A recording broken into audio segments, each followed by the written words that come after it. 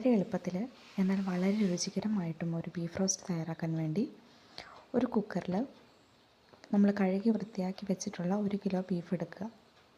അതിലേക്ക് ഒരു 1/4 ടീസ്പൂൺ അളവിൽ മഞ്ഞൾപ്പൊടി, അപ്പോൾ ആവശ്യത്തിനുള്ള ഉപ്പും കൂടെ ചേർത്ത് കൊടുക്കുന്നുണ്ട്.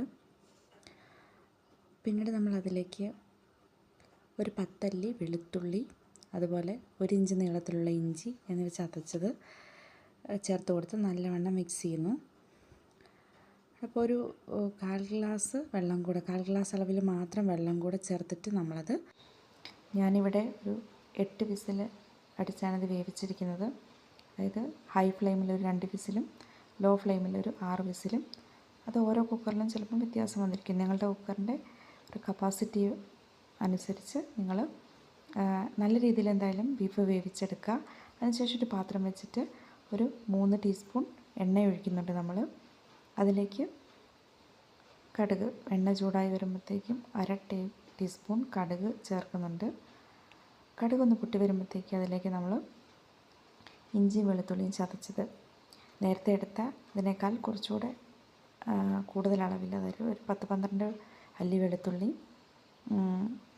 ഒരു ചെറിയ കഷ്ണം ഇഞ്ചിയും കൂടെ ചതച്ചിട്ട് നമ്മൾ ചേർത്ത് കൊടുക്കുന്നുണ്ട്. ഒപ്പം തന്നെ കറിവേപ്പില ചേർക്കുന്നുണ്ട്. അതുപോലെ ചെറിയുള്ളി, ഒരു 10 ചെറിയുള്ളി നടുകെ കീറിയിട്ട് നമ്മൾ ചേർത്ത് കൊടുക്കുന്നുണ്ട്. ചെറിയുള്ളി ചേർക്കുന്നത് ബീഫ് റോസ്റ്റിന് ഒരു പ്രത്യേക ഫ്ലേവറും ടേസ്റ്റും ഒക്കെ നൽകുന്നുണ്ട്. അത് സ്കിപ്പ് ചെയ്യാതെ ചേർക്കാൻ വേണ്ടി ശ്രദ്ധിക്കുക. പിന്നെ അതിൻ്റെ കൂടെ ഒരു 3 പച്ചമുളക് നടുവേ കീറിയിട്ട് ചേർത്ത് കൊടുക്കുന്നുണ്ട്. 2 മീഡിയം സൈസിലുള്ള സവാള ചേർത്ത് കൊടുക്കുന്നുണ്ട്. ഇതെല്ലാം കൂടെ നല്ല രീതിയിൽ വഴറ്റി വരണം. അപ്പം നന്നായിട്ട് വഴറ്റുക. അതിനുശേഷം വഴറ്റാൻ ആവശ്യമുള്ള ഒരു 1/4 ടീസ്പൂൺ ഉപ്പും കൂടി ഞാൻ ചേർത്ത് കൊടുത്തിട്ടുണ്ട്. വഴണ്ടി വരാൻ വേണ്ടിയാണ്. ഓൾറെഡി ബീഫിൽ നമ്മൾ ഉപ്പ് ചേർത്തിട്ടുണ്ട്, അതുകൊണ്ട് ഓവറായി പോകാതെ ശ്രദ്ധിക്കുക. അതിലേക്ക് വേണ്ടി നമ്മൾ പൊടികൾ ചേർക്കുകയാണ്. പൊടികളായിട്ട് ഒരു 4 ടീസ്പൂൺ അളവിൽ മീറ്റ് മസാല, അതുപോലെ 1 ടീസ്പൂൺ അളവിൽ മല്ലിപ്പൊടി, 1 ടീസ്പൂൺ അളവിൽ കുരുമുളക് പൊടി എന്നിവ ചേർത്ത് കൊടുക്കുന്നുണ്ട്. അതിനുശേഷം പൊടിയുടെ പച്ചമണം മാറി വരുമ്പോൾ നമുക്കതിലേക്ക് വേവിച്ച ബീഫ് ചേർക്കാവുന്നതാണ്. ബീഫ് ചേർത്ത് നല്ല രീതിയിൽ മിക്സാക്കി കൊടുക്കുക.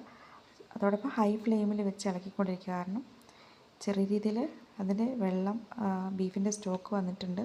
അത് നമുക്ക് എന്ത് ചെയ്യണം, മുഴുവൻ വറ്റിച്ച് വരട്ടിയെടുക്കണം. അപ്പോൾ അതിനു വേണ്ടി ഹൈ ഫ്ലെയിമിൽ വെച്ചിട്ട് ഇളക്കി കൊടുക്കുക. അടിയിൽ പിടിക്കാതെ നല്ലവണ്ണം ഇളക്കി കൊടുക്കുക.